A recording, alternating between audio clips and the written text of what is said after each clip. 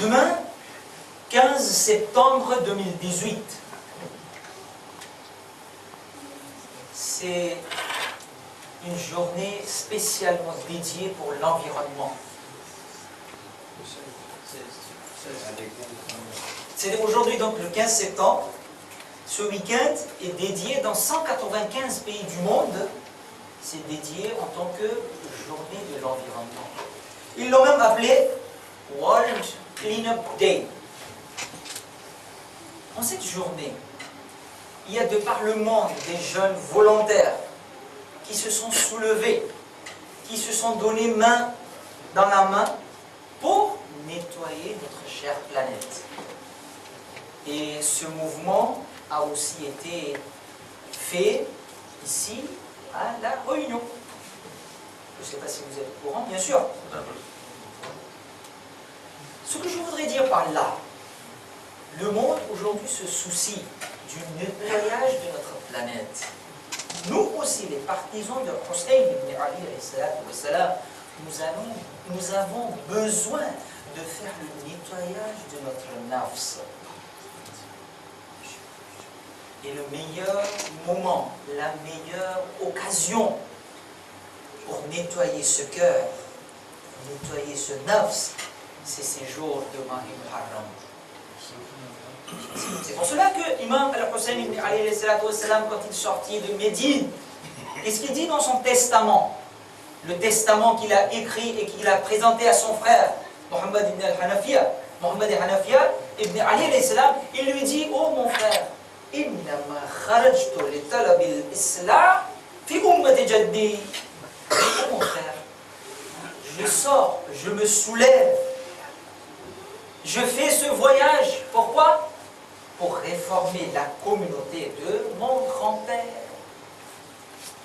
Ainsi donc, chaque partisan de l'imam Hussein, chaque azadar a pour but, a pour devoir, a pour objectif, durant le Mahi Muharram, c'est quoi?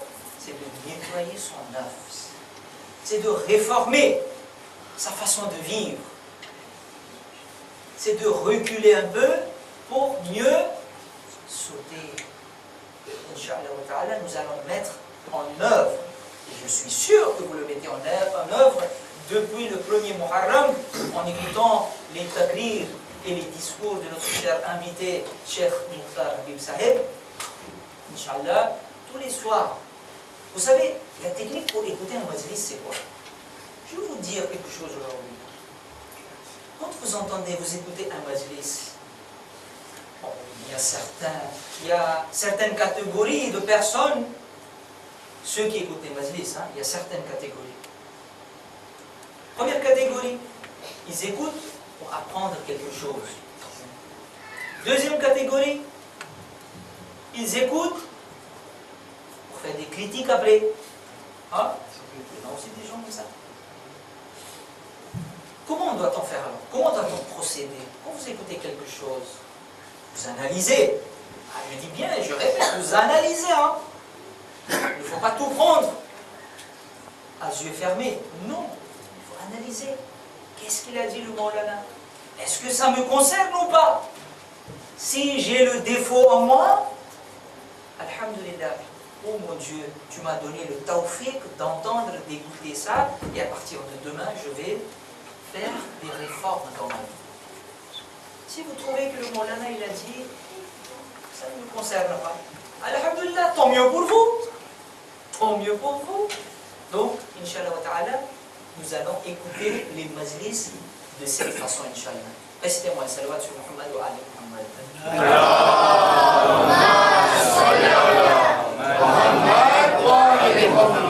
Hier, nous avons un peu vu en introduction le verset du Coran, Surat Baqarah, versets 8 et 9.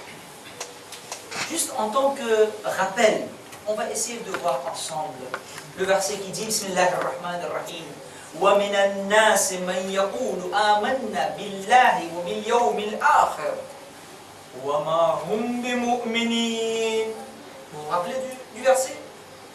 Allah subhanahu wa ta'ala il dit, parmi les gens qui sont dans ce monde, parmi les musulmans, parmi les croyants, il y a ceux qui viennent vers notre prophète, il y a ceux qui viennent vers moi en disant, nous sommes les croyants, nous avons la foi.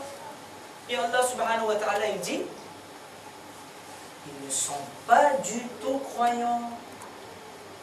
Donc la conclusion d'hier, du majlis d'hier, pas la conclusion de notre ashra, la conclusion d'hier, c'était que des fois, moi je me crois en tant que croyant. Je me dis tout le temps que j'ai la foi. Mais peut-être que ma foi n'est pas valable auprès d'Allah subhanahu wa ta'ala. C'est ça qui est le problématique. C'est ça qui est dangereux. Parce que le jour où nous irons voir notre Seigneur, le jour de jugement, il se peut qu'on ait des surprises. Et là, ce sera une grande, grande perte pour nous. C'est pour cela qu'Allah subhanahu wa ta'ala, il dit dans le Saint-Coran, dans le verset 9, il dit quand les gens y viennent, ils disent, nous sommes croyants, je suis Azadar de Hussein, je suis un Shia de Ali ibn Abi Talib alayhi salam. Nous avons tous ces titres-là. Mais comme je vous ai dit hier, ce n'est pas à nous de nous donner ces titres-là. C'est au imam, c'est à Allah, c'est au Coran de me dire que je suis croyant ou pas. Allah subhanahu wa ta'ala, il dit dans le verset 9, il dit, ces gens-là, ils cherchent à tromper Allah subhanahu wa ta'ala. Vous savez, dans notre vie, moi, je ne parle pas de vous, moi j'ai souvent tendance à tromper les gens. Vous vous dites peut-être que avec son petit chapeau, avec son grand djoubo, c'est un grand ayatollah, c'est un grand maulana. C'est pour ça qu'en français on dit l'habit ne fait pas le moine. On a tendance à toujours tromper les gens dans notre vie. Je ne dis pas que tous les commerçants sont comme ça, hein, mais parfois on a tendance à tromper aussi nos clients. Hein? Le produit est made in China. On dit, ah mais tu sais, hein, c'est juste la carcasse qui est made in China, à l'intérieur c'est japonais. Mais qui est allé voir qu'est-ce qu'il a à l'intérieur? Donc, l'homme il a tendance à tromper. Je ne parle pas de tous les commerçants, hein, bien sûr. Donc, on a cette tendance à tromper les gens. Allah subhanahu wa ta'ala, il dit, ces gens-là qui disent que nous sommes croyants, ils sont en train de tromper Allah et son messager. Et Allah subhanahu wa ta'ala, il dit, mais dommage, ils ne le savent pas. Ils ne le pensent même pas. Ils sont en train de tromper eux-mêmes. C'est pour ça que dans un autre verset coranique, Allah subhanahu wa ta'ala, il dit, chapitre 103, versets 2 et 3. C'est un surah très très connu. Chacun de nous le sait par cœur. Surah Wal-Asr. Chapitre 103, versets 2 et 3. Allah subhanahu wa ta'ala dit, Bismillahirrahmanirrahim. Par le temps, l'homme est certes en perdition. Illa alladhina amanu. C'est ce premier morceau qui nous intéresse aujourd'hui. Parce que nous parlons de la foi, de la croyance. La croyance, c'est quoi? C'est ça notre sujet. Comment je peux devenir le croyant que mon Seigneur il a besoin? Allah subhanahu wa ta'ala dit, l'homme est certes en perdition. Exception, à l'excepté de, sauf celui qui a cru, celui qui a le iman. Vous savez, je viens de vous dire tout à l'heure que il se peut que le jour du jugement, nous ayons des surprises devant Allah subhanahu wa ta'ala.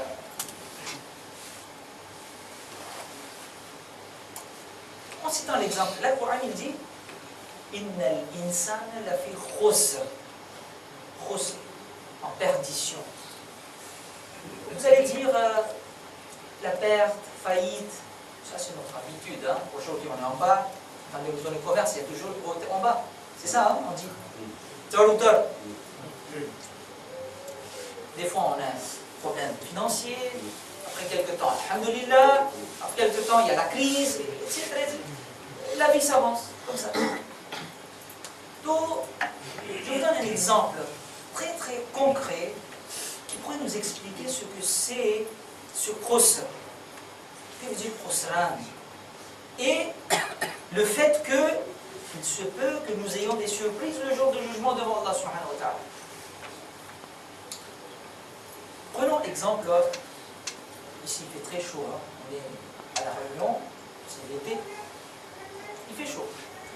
Donc, moi je décide d'ouvrir un commerce de vente de blocs de glace.